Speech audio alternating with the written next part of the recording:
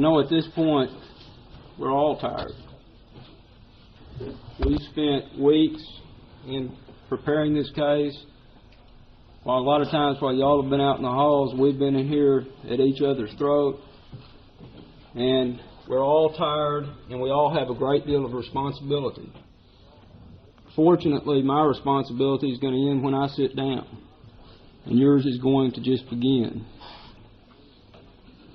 What I want to do briefly, and I'm not going to recap everything. I think Mr. Fogelman did an excellent job of detailing what the testimony was and showing you the specific facts that you can concentrate on.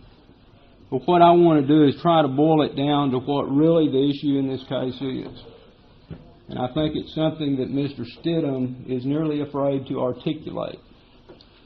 Because what their whole premise for their case is that their client lied, and he's a liar, and the police are liars because they won't tell you what happened when he was being interrogated, and as a result, you should throw a confession out the window and find the defendant not guilty. And that's his case. Now, he tries to couch it in different terms and put it in a different form or fashion, but that's what it boils down to. Personally, I find it repugnant with this evidence that Mr. Stidham would make such allegations. It is the first time in my career that I've had to stand up here and deal with a defense attorney claiming that his client lied. It is so incredibly a reversal of roles for the defense, but what else can they do? Their client confesses to his involvement. He tells specific instances of his involvement. He describes details that only a person that is there could possibly know. And I don't care what he says. He can say there's newspaper articles or what else. But you can read in that statement that when he describes the castration of that particular boy, that is a fact that only someone who was there could know. And when he describes that the other two individuals forced them to perform oral sex on them and grab them by the ears, those are facts that only a person there would know. When he describes the cutting on the side of one boy's face, those are facts that only a person that was there would know. Unless he successfully convinces you that the police officers got up here and they're the ones that are lying. And they're the ones that are lying to you. And I hope that you have the integrity and the good sense not to buy that, because it doesn't mesh with the facts and evidence in this case, and that's what you make your decision on. The other issue that is involved in this case, I'll address in a minute, but that is going to be whether the defendant was involved enough to be convicted of capital murder. But let me address some of the specifics that Mr. Stidham brought up. Number one, he started off by saying that Mr. Offshay was on trial. Well, for what Mr. Offshay gets paid and for his willingness to go out on a limb and make the statements that he makes based on the flimsy information he possesses, that he was on trial to some extent. It reminds me, in preparation of this case, I listened to a tape recording of Warren Holmes, their other expert. And he said the difference between a $10,000 a year salesman and a $100,000 a year salesman is one's a better liar. And we got a $40,000 a year salesman that came and sat on the bench and talked to you. He says that the reasonable doubt that exists And this is his first point. I'm going along. We couldn't see his chart, but I'm assuming this is what he was going. The first reasonable doubt is Jessie's story. My client's a liar, therefore you should have a reasonable doubt. That's his first premise. Then he goes and he says, well, the victims, there was no evidence that the victims were sodomized.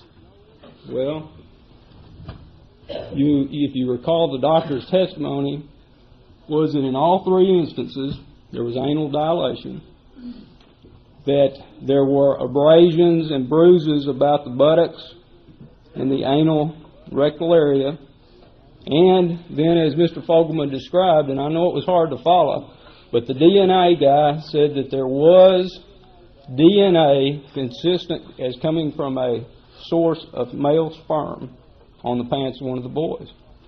But Mr. Stidham says, no evidence. Ladies and gentlemen, you make your decision on the evidence in the case. He talks about the time. And granted, there are inconsistencies in the time. You've heard the experts say, number one, this defendant has a disorder in terms of memory. And number two, all of a sudden, we're sitting here talking about, well, gee, a defendant who's committed 3 murders tells us something that's not true.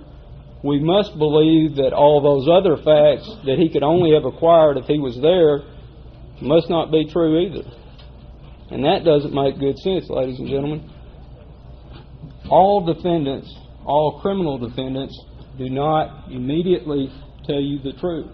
In fact, Mr. Stidham forgets that his very own expert, Mr. Holmes, told you that 99% of the time there will be details that will be inconsistent, will be left out, will be threads that don't connect, and that in 99% of those cases, the defendant's guilty. Mr. Holmes also told you that in situations, I asked him, I said, Mr. Holmes, does it worry you if a defendant recants or says after he confesses all of a sudden says, no, not me, I didn't do it. I lied to the police. And he says that doesn't worry me at all. In 99% of the cases, when that occurs, the defendant is guilty. If there are admissions in that first statement that go to show his guilt, that no one else could know, and I put to you that those are what we have in this case, and that is why this defendant's guilty. Now, he also talked about Jessie's alibis, and I nearly laughed at this, seriously. He said, the state, for him to commit this murder, must think he could be in 2 places at one time. Well, if you listen to his alibi testimony, he was.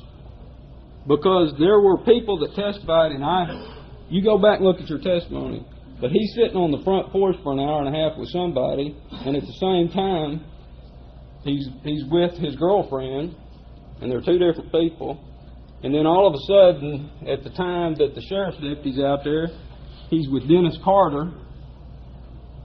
And you remember Dennis Carter got up here and testified when he talked to police. First time he gave him a statement, said he hadn't seen Jessie all day. In fact, he said he hadn't been with Jessie all day. Second time he talks to him, he had been with Jessie all day, and this is like a week, 10, 13 days after Jessie's arrest. This is his friend. This is the guy that's in jail that he's concerned about. He wears the yellow ribbon. That close in proximity, he never says a word about being with Jessie that day. Never says a thing about it. One of them was a handwritten statement now. And I don't even think Mr. Alshay would say they coerced that out of him. He wrote it out himself. And yet, he never mentions a thing until he gets up here. And the reason, go back and look and see why these people, and some of them I'm putting to you are just flat liars. Some of them, I think, after months had elapsed, and the MISSKELLEYs came and approached them, and they came in with these police reports that said this happened on this day.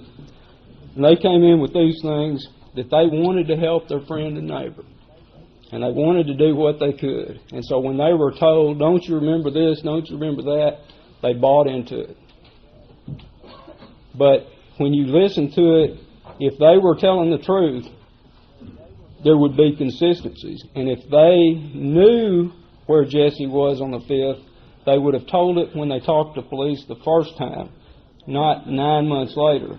And if they knew where he was, and those that didn't talk to police, they would have reported it. What happened, though, is Fred Rebuttal was the one person who reported it. And he came up with this theory, well, I know where he was, because that's when we paid the money. And he did report it. And he told police, and then they checked it out, said, no, sorry, Fred, you're wrong. It's April 27th. And once that word got out, not another soul bothered to report their alibi information because they didn't want it to get under the scrutiny of the eye of the police department.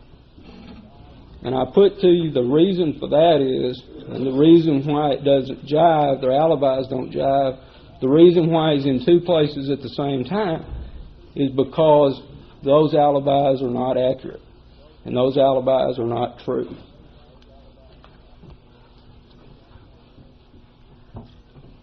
Mr. Stidham said, gosh, when this incident happened at Lakeshore, everybody was out there. Well, my recollection of the testimony was that there were 4 or 5 people out there at times. Some of his witnesses put Jessie up there talking to the sheriff's deputy. Now, I guess conceivably you could say, well, with 4 or 5 people out there, Officer Dollarhide may not have seen him. But their witnesses said he's within 5 yards of the car. There's only 3 or 4 people there, and 2 or 3 of their witnesses said he's talking to the officer. Now, maybe you could say, well, you know, gee, these officers run into a lot of people over the course of a day. Runs into a stranger out there, maybe he wouldn't recognize him. Well, these officers all knew Jessie MISSKELLEY Jr. They were all familiar with him, acquainted with him before they went out there. And those officers, all 3 of them, who say Jessie MISSKELLEY Jr. wasn't there. Ladies and gentlemen, when you look at that and compare that with these other alibis that put him in the same place, or 2 different places at the same time, it just doesn't jive and it just doesn't work. He also refers to Jim McNeese. Now, Jim McNeese is the one who puts him with Alan Carter. Jim McNeese is the one who refused to even talk to police when they wanted to talk to him back in June. Refused to communicate with them, and then gets on the stand and says that night he saw him with Alan Carter. Well, that's fine because he's got him walking down the street with Alan Carter. Mr. Hoggard has him walking down the street by himself. Mr. Hoggard has him up there talking to the sheriff's deputy. Mr. Hoggard has the sheriff's deputy car in Stephanie Dollar's driveway, which the officer testified he never was in her driveway. And when you look at that, if they are accurately recalling based on that event, you would not have those glaring inconsistencies. Because to my knowledge, there was no evidence that any of those people had memory deficits or anything of that nature. And you would expect that information to at least jive more significantly than what it does with the facts you hear from the witness stand. He also refers, and he says, and I don't know if they just missed part of the last testimony or not, but he said part of the reason why the alibi is good is because Jessie Sr. comes home from DWI school and meets the officers driving out of the park, which is rather unusual since he got out of DWI school at 8:45, and the officers left the scene about 10 till 7, which would, again, he's accusing us of putting Jessie 2 places at once. It seems like Jessie Sr. also has that ability because he's in DWI school at 8:45 and he's driving home at 10 till 7. Also, the witness that we put on in rebuttal, Mr. and I think it's Mercier. Look at this, please. When everybody got up here testified that at times, whenever they were there, they signed this. And it hadn't got a date on it. But you look and see who's the last name on there. And he told you. And he wasn't friends to anybody. Didn't appear to have any bias. Mr. Stidham didn't attack him in any way of that nature. He just said, I was only there once, and I signed that document then. And that was before the boys were murdered. Now, he says there's no physical evidence linking Jessie MISSKELLEY. And Friday, I think it was last Friday, I'm not even sure what today is, to be perfectly honest. I think it's Wednesday or Thursday. But last Friday,